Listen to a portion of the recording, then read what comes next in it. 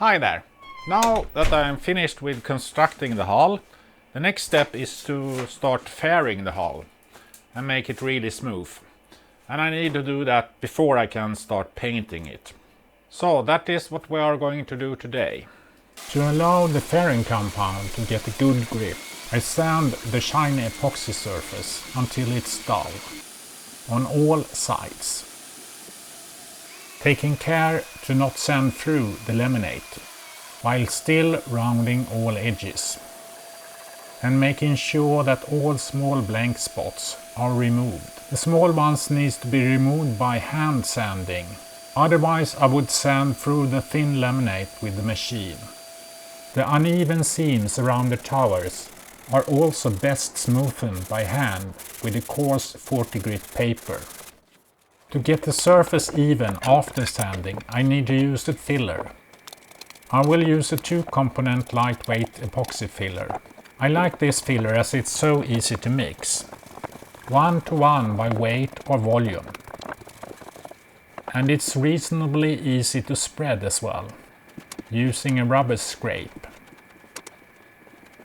First I lay out clots of filler, then I spread the filler over the surface with firm strokes using the scrape. And finally I level out the surface with long, gentle strokes. Sometimes it's necessary to backtrack to level out imperfections, although it might be hard to improve the result. Actually, I would prefer to let this cure and do an after filling later. But to get this episode ready in time for this weekend, I need to move on. A flat surface like this doesn't need much filler.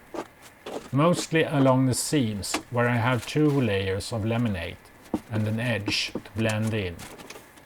The inside seam of the centerboard case will not be so visible. So here I do not need the same perfection, and as the excess is limited by the fittings, I do not bother so much. Now I can turn the hull to better access the next side. The underside is most important, as unevenness in the hull will limit speed through water. Thus I use enough filler to have something to sand into. Now I will have to let these 2 sides cure, as it's getting less optimal to work sideways, and the hull need to cure before I can turn it again, as I need to let the hull rest on the faired side.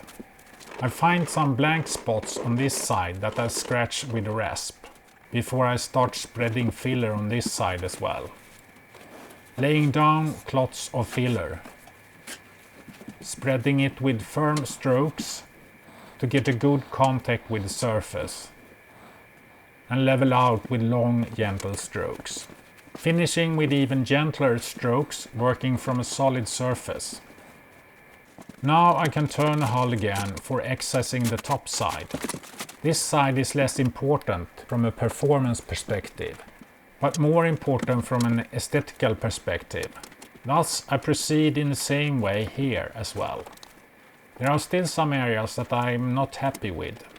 Although the surface is fully treated, I make up some more filler to do a second round of some small spots. Now I'm done with the filler and can move outside for some sanding, starting by hand around the broken up surfaces, but moving on to the machine sanding when I don't see the result I want fast enough. But as the machine is so aggressive, I revert back to hand sanding.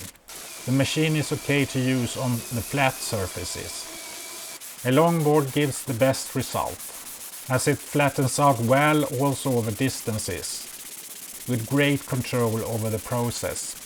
A reasonable compromise between speed and quality can be achieved by first taking down the shiny surface of the fairing compound with the machine, and then finish with the longboard to level out the surface and smoothen the edges, stopping before you break through the underlying laminate.